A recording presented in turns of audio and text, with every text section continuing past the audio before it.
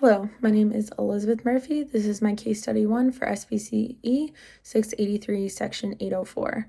The client that I chose for my case study is male, age 6.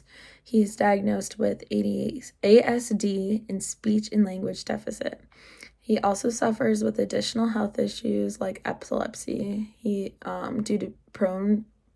to being prone to seizures. The behavior of concern is escape behaviors, especially during group tasks or group instruction, especially circle time. So some of the behaviors that he engages in during these group instructions is running around the room, screaming, crying, and trying to leave the room. So the first assessment that will be incorporated would be a preference assessment. I would incorporate this one first to figure out what type of toys and activities that he really enjoys playing with. He's somewhat new to our clinic and he tends to get disinterested fast, so incorporating this first will help find motivation for sitting down through group instruction. Once there is a clear finding of motivation, you can use the motivational operations before the task is being presented. So, for example, I would say first we go to circle time, then we can go to the playroom. Once the motivational operations have been established, then we can continue with the schedule of reinforcement. A schedule of reinforcement will include that the client will engage in the targeted behavior, which is sitting down during group instruction, and then he will receive the reinforcement. So with the schedule reinforcement, I want to incorporate a token system.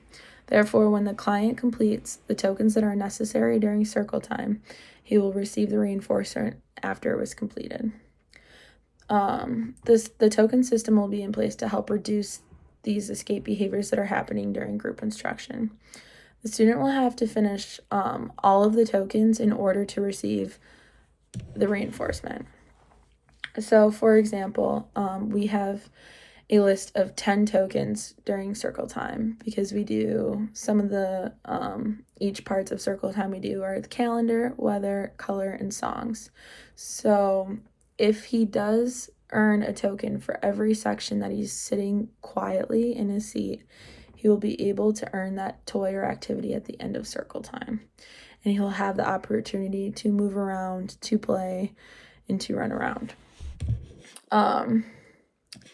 So since this client is struggling to sit down for a certain time, I would start with a small increment of tokens. So we'd first start off with 2 tokens.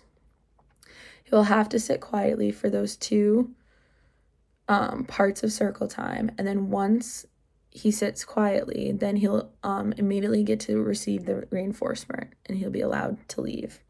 This will set a good start for him to learn the schedule of reinforcement, that if he does sit during these, then he gets the reinforcement. And then it will give you a chance to build on that. So once he meets that criteria, you can add more tokens until he gets to the entirety of circle time, which would be the total of 10 tokens. So for the mastery of criteria, we would start with 2 tokens.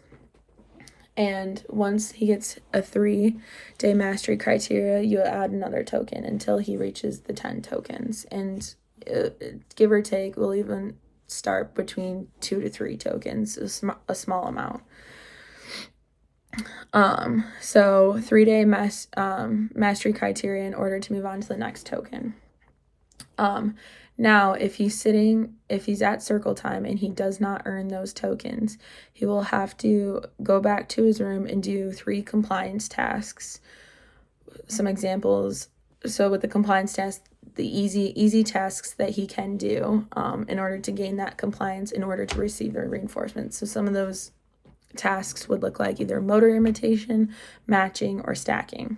And then he will receive a reinforcement. So with this intervention, it gives enough room to make adjustments if need to be. in the future. If he can sit for longer than 2 tokens, then we can increase the tokens to reach that desired behavior of the full circle time duration. So it does give good room to make adjustments.